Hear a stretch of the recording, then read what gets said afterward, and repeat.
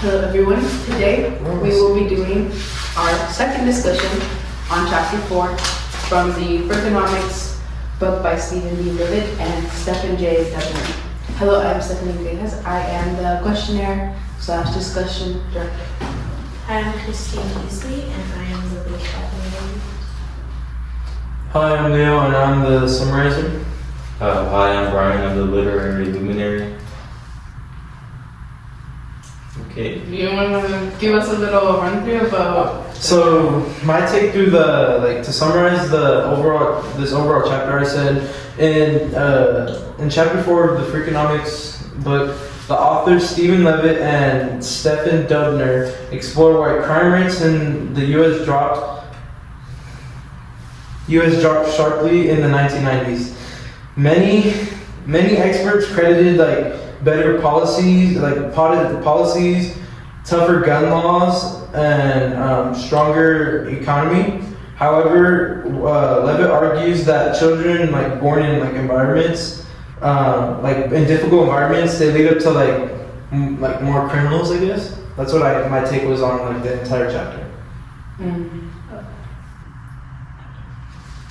so I kind of wrote down similar stuff about how they, I don't know why I'm whispering, what the heck, about how he was basically saying if due to people having less children or the correct people having children, there's less crime because normally crime comes from people who grew up in more impoverished areas with bad upbringing. So they're I basically wrote down stuff like that. Seaskis, or however you say his name, in the very beginning of the chapter, was a pretty good example of that.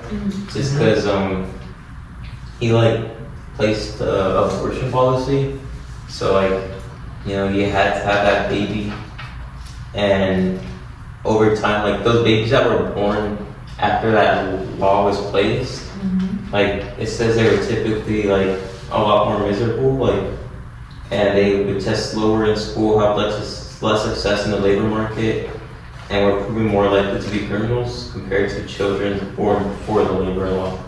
Yeah, and I also would like to mention that back when Diccussion was doing that, there wasn't birth control, so they would use abortion as a form of birth control. Oh yeah. So it was a bunch of popping out kids Did they tax them too? If they you would get taxed. So it's now, since they didn't have birth control or things like that, it's there was a lot of prosperity in birth. Yeah. And That tax is called a celibacy tax. It occurs if a woman repeatedly fails to conceive. And then also, didn't they gun him down because of that too? On the next page, Yeah. 117. Yeah. And that was kind of crazy because he basically gave life to those kids because by placing that law, it allowed for those kids to be born. Because if not, then they were probably going to get aborted. Yeah. Which is crazy. I didn't expect them to get gunned down just for that. I think it shows an opposite of the opposite of government intervening with society and how it can have a lot of negative effects. If it the government was so much in people's business that it caused that uproar of disruption. Yeah. It also shows the social disorder of women's rights because they it's showing that they didn't really have that much rights as women since they the abortion laws and all that. Yeah. They didn't have a say so in what was placed on their bodies or their choices. They just basically had to. Yeah, but I'm pretty sure later on that eventually changed because I recall seeing that they started allowing people to have these abortions if they were, for example, raped or I guess stuff like that. So sexually harassed. Yeah, they became more lenient after Are that. you guys recording something? Yes. Like an audio recording? It's Oh, it's video? Yeah. Am I in it? Yeah. Oh, so sorry. So I know what's getting cut out. No, we're leaving that in. Yeah, no, let's leave that. Okay. Because he's saying hi to Miss Church. Girl. I see you. She's gonna be like, I hate you guys. I hate else. He's gonna be like, Okay. I feel you. Alright, let's talk about it. Okay. So we're So why do you guys think the author brings up like crime, and like how do you think it's connected to economy? I guess it's like he brings it crime because he talks about how like the crime rate's dropped, or like how it's like it stayed the same for a couple years, or it's gone higher or spiked up. And I think it's like related to the economy because it's kind of showing how bad the economy was for them to commit all these crimes. But when the economy got better, it said that like it got like crime rates dropped a little. I think the reason why he. Wait, can you repeat your question one more time? Sorry. Okay, why do you think the author brings up crime, and how do you think he connects it to economy? Well, he brings the crime because it's like the whole chapter, but like, I think it's connected to. I'm gonna say that. I think it's connected to economy because he made. I'm trying to find my sticky note, but he said something about like how only so much crime is like actually, I guess, homicides and stuff like that. Yeah. And then there's other crimes where it's like burglary and stuff like that. So I think that kind of shows the correlation between economy and crime. Yeah. I think, I don't know if you guys remember going to chapter 1, not for discussion, but like individually. One of the main things that he talked about in that chapter was that in economy, everything has an effect and a cause. And just because X and Y are similar, doesn't mean that they're causing each other. And it could be a different factor. And I think this whole crime on like what actually causes crime and how it affects us is shown as like a lot of people thought it was policies because they correlated in a sense, but in reality it was like abortion and the livelihoods of children that were the cause of more criminals. Yeah, to like go back to Brian's thing, like it was. It talked about like I guess like how many they would kill, like would cause like fewer homicides. So if they killed like a certain amount of prisoners, it says 52 additional executions would have accounted to 364 fewer homicides in 2001. It's not a small drop to be sure, but less than 4% of the actual decrease in homicides that year. So. I actually found what I was trying to look for before. It was on page 120. It says a strong economy isn't the primary reason for crime drop. As below, a stronger job market would reduce crimes with financial motivation like burglary, robbery, and auto theft. It does not oppose crimes like homicide, assault, and rape. So like, you know, even if like the economy is pretty, well, if the economy is good, crime relating, I guess, financial motivation is gonna fall, but then there's still a whole bunch of these other crimes that aren't. Then also it says like this paragraph says during the half of the first 20th century, the incident of violent crime in the United States was for the most part fairly steady, but in the early 1960s it began to climb. In retrospect, it is clear that one of the major factors pushing this trend was the more lenient judicial system. So it's kind of like talking about how it's like judicial system kind of matters on like why crime spikes up or goes down. Wait, what page is that again? Same one, 120 and 121. From the bottom of 120 all the way to the top of 120. Lenient justice system. But that actually changed now. It did. That it's just saying like in the 1960s when it had the more lenient judicial system, crime went or spiked up, and that's like one of the main factors that caused crime to go up in the 1960s. Yeah. Basically like having like basically like they were like less strict and like it basically caused more problems because people were like, oh, he did it and I can do it too and we'll get away with it and like there's not gonna be any trouble. But then like, And then he brings up the broken window Yeah. theory of like, if something's messed up, then you're gonna mess it up as well because there hasn't been any consequences with it. Do you guys recall seeing like where it mentioned capital punishment, which is basically like death penalty and stuff? Oh yeah, It that's was kind of funny when like they were talking about like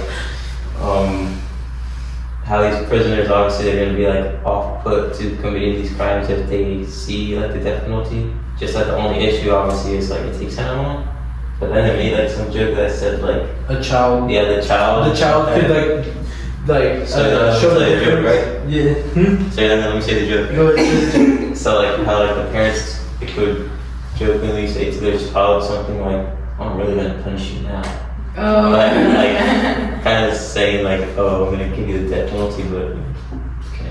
It's like it said in the book that it also said like the children can see the difference between a deterrent and an empty threat, and this like page 123 kind of talks about the flaws of capital punishment are like very obvious to like the people.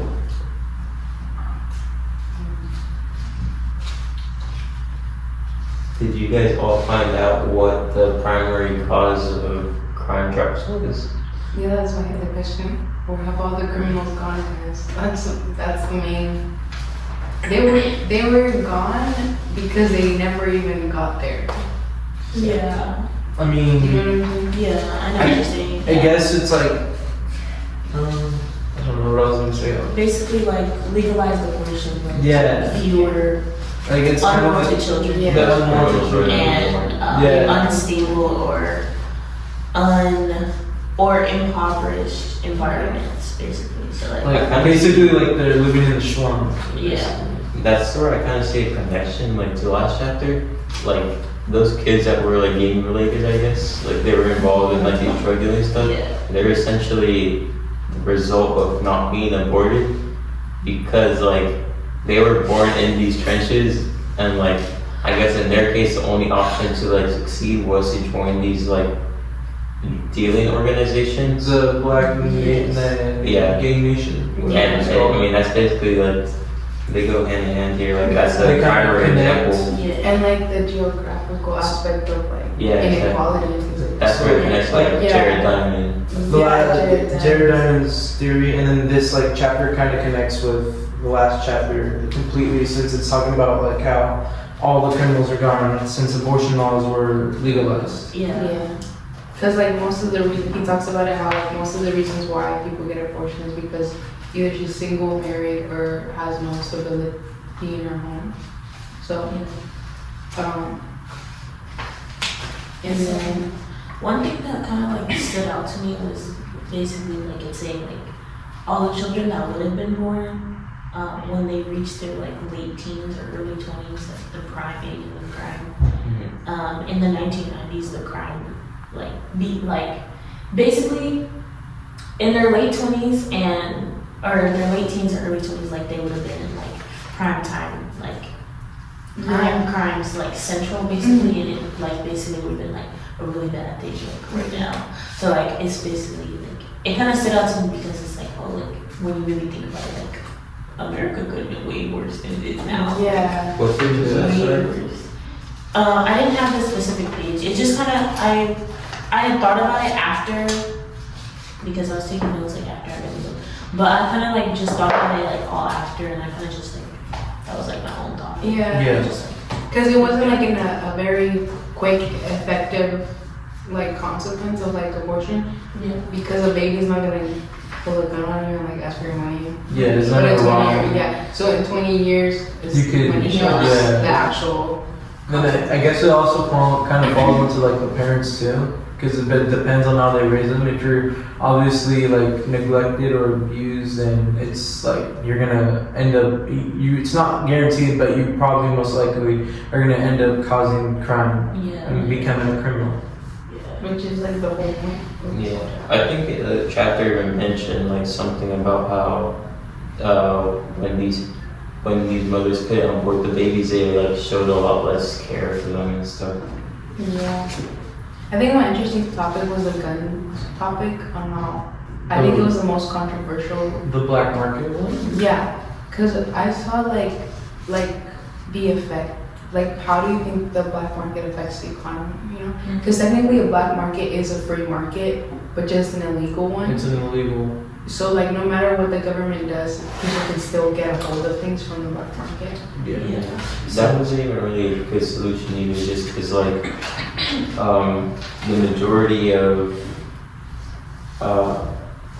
no, it mentioned something like a comparison between the U.S. and Switzerland. Yeah. And I said, yeah, Switzerland is like the safest place you could be, but it has like the most guns. So Yeah. like, yeah, and then also like the U.S. like how you said is like a black market. So like a lot of these people that are I guess considered like dangerous with a gun, like if they can't get one legally, they could easily get one illegally. Yeah. Like for the legal part, they made it tougher for gun laws. The key term, the Brady Act, one of their laws that they made, the Brady Act is basically they have to do a background check on you, check your criminal record, check everything, and then you have to wait 2 weeks before getting the gun for a certain amount of time, depending on like what gun it is. Yeah, but then why go through all that process if you could If they easily can get just one steal illegally? it illegally. Yeah. So Which what was it also said that like most of the people they like a lot of people just carry guns. Like, most criminals carry guns illegally, and they put like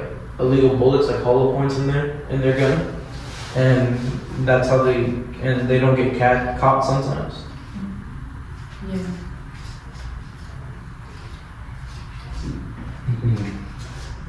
Okay, so going back to the start of the chapter, where we mentioned CS2, whatever his name was. It says that his master plan during his reign was to create a nation worthy of the new socialist man. Did you guys think he achieved that? Like, whether it was in his time, or if it was anywhere throughout the rest of, I guess, history mentioned in the book? So, like define like what was like a nation or the like. He built Society. houses for himself while alternately brutalizing and neglecting his citizens, abandoning agriculture in favor of manufacturing. He forced many of the nation's rural dwellers into unheated apartment buildings. He gave government positions to 40 family members, including his wife, Elena, who required 40 homes and a common street supply of fur and jewels. Madam, whatever that is, known officially as the best mother Romania could have, was not particularly maternal. The worms never got satisfied regardless of how much food you give them, she said. The Romanians complained about the food shortages brought on her husband's mismanagement. She had her own child bugged to ensure her loyalty. What do you think? Leo, I thank you for reading that to us. Christine, I think it helped. It's gonna help you guys answer it. But the new socialist family was just essentially like, do you think he succeeded in his plan of creating a nation that prioritizes the people over like your own self-worth? And you could use what Christine just read to answer that because It's literally, yeah, it's quite the opposite here. Well, I think he did, because are we? I think he didn't. My bad. I think he didn't, because he clearly he didn't treat. He was selfish. He was selfish. He built palaces But for himself. technically, if He was a dictator. I'm just, because it's like ownership for a community. Yeah. Technically, he did it for a community, just his. Yeah. Yeah. I guess you could look at it like You that. got His own, like his own. His own. In his point of view, I feel like he'd be like, yeah, I did that. But He's it's like like, that. Down. There were But, moments like- where you could argue that he you did. definitely argue that. Yeah, because I mean, he gave like all 40 of his family members in powerful positions in government. Yeah. I think it's giving back to the last chapter where they prioritized factory and industrial revolution to get ahead. Do you, Not to be do you guys know what she means by bug to ensure their loyalty? Like she bugged her children, because I don't like understand that part. Like, Like, I think it's like she basically, like, you know, like nag them. Like, you know what nagging is? Yeah. Like kind of like that, like, get on their herself case. a lot, or like, we're always, like on their case or something. Like, I feel like that's probably what that means. Okay. That was a good question. Ooh, going back to abortion, why do you think abortion was never listed as the primary factor for crime drop? Because like when it mentioned like the list of Yeah. reasons for crime drops in page 119, Yeah. like all these explanations, you don't see abortion, and then in the following paragraph underneath, it says that the main cause of crime drop never appeared on any list or any like newspaper news stations. So why do you guys think that is? Because I feel like as humans, we like to point fingers to what we think is more rational, I guess, and the least, like, We like to again with the like, if X and Y is the same thing and you think that X caused Y instead of Z, when there could be another factor. Because like when you think of crime, you think of guns, you think of violence, but you don't think of how the root cause is. And a lot of the times in economy, it's like most of everything is because of the root cause and not because of the other elements. The reason I honestly think why is because I feel like the dilemma is very controversial, like to be put out in the public. Like everyone here knows Charlie Kirk, right? Yeah. Yeah. So like, I mean, I'm pretty sure there's been a few times where he's discussed like, oh, abortion is murder, or abortion isn't murder, or, Yeah. or like, Yeah. when is a life considered like a life, like they're a fetus or like all this other stuff. Yeah. So like, I think like that's like, if you were to put that out there in the public, like on news stations and all that, I think it'd just be too controversial. So that's why they lean towards putting all these other crime drop explanations out there that aren't as responsible. Yeah, because like the most controversial one he said was the gun control policy, Yeah. but that was the most they were gonna get. Also, like the better policing strategies, like the community policing Yeah. and the comp stat and NLC, like starting things like that. It also said like if there's more police too, the crime rates would go up too. Yeah. So it's not just because there's police like policies, or like there's a law of police, like a least amount of police. It's because there's also like the crime will go, because they like from the last chapter they talk about having cops on their payroll, so that's kind of why Yeah. they have like 30 cops in the station, so there'd be more crime that would just let us like go like do it. I think it's also like this whole thing of like, I don't even know, like this web that they did of like the bigger companies owning other companies and having more control in the media. Yeah. So like there's a lot of like red companies, like Republican companies that maybe they would have that data, but they wouldn't allow it because they're funded by the organizations. So like there's this control on like filtering and certain medias that is controversial because you're getting paid by the same people that don't want to advertise that. So I think that could also be a reason why abortion wasn't talked about. Because of power. Power, control, greediness too. Yeah, it's very just. Well, what do you guys think was going to be the leading factor for crime drops before you actually read the chapter? So like when you saw that list, what did you actually think it was going to be? You guys could consider your own thoughts, like since it mentioned like, oh, the main factor is not on this list, or like what did you actually think was on the list? Like, what were your guys' thoughts?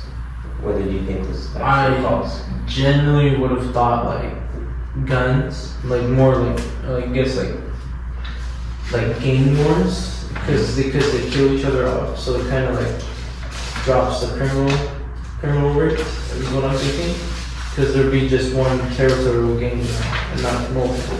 That's what I thought. I thought it was policies, which I guess I could argue that it is, because like if the government didn't like do Roe v. Wade, we wouldn't have gotten the data that abortion was connected to it. But because I feel like when government gets into our business, it will have an impact no matter what. I could see that why we thought that too. I just wish they specified, because clearly it wasn't actually the actual leading cause. They said that police strategies, although they were like they did contribute to some crime drop. Said that crime was already dropping rapidly before the police innovated these police strategies on page 129. Mm-hmm. But I just wish they kind of specified what else was going on at the time that must have been dropping crime so rapidly. Yeah. I think before I actually read it, I probably thought it was gonna be more like policing strategies, just because like there are more police around, or like early 2000s there was like more police around. So it's like I really would have thought it would have been more policing strategies, but then like now after reading the chapter, abortion does make more sense, because if you don't like raise a child poorly, then they won't act poorly. So it's like Exactly. yeah. Yeah. For me, I thought it was going to be an increased number of police. The only reason I thought that was because, I mean, like, more police, you know, less, like, you'd be more cautious of what you do. Yeah. And literally the chapter actually said that. It said that you'd assume that this would be the leading cause because, like, well, they mentioned like less cops equals less chance of getting caught. So like obviously there'd be like more activity, but then more cops equals like more arrests, more imprisonments, and like just less crime. So that's what I thought it would have been, but it really wasn't.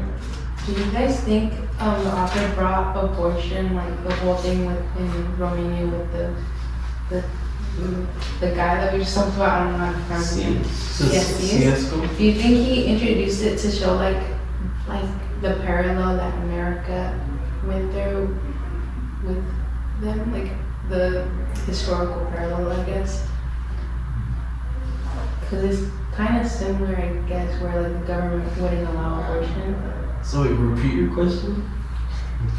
Do you think the author, chose to introduce this story of the abortion laws in Romania with Yes. that one, and because it's like similar, like parallel to what happened in America with the abortion laws? I think he used it to like introduce what he was gonna start talking about. Yeah. What happened here, yeah. Because I was I see what you're lost talking about, in the yeah. beginning. I was like, why are you talking about like abortion and control? And then at the end, I realized it's kind of like he chose to do that to like get us to the end. Yeah. Yeah. I think he did too, to kind of show that parallel. I mean, you'll still see people like protesting like abortion today, and like you saw that example in the book even in their time with like those kids that were essentially not aborted because of this law. We're protesting that. We're protesting abortion being banned, I guess. So I think he probably did it to show that parallel. Yeah, honestly, I agree with Brian, because like at first it was kind of confusing when he was really talking about like birth control or like abortion too, but then he brings up a trial. What is it? A trial for like the abortion law. And he talks about how they had an unfair trial and then they get gunned down because of the abortion laws. So I think it's really like it really connects it is a parallel to the topic, and it's really interesting how he brought it up. Okay, well that's the end of our discussion. Thanks for watching, guys. We've been here for like 30 minutes. Oh, really?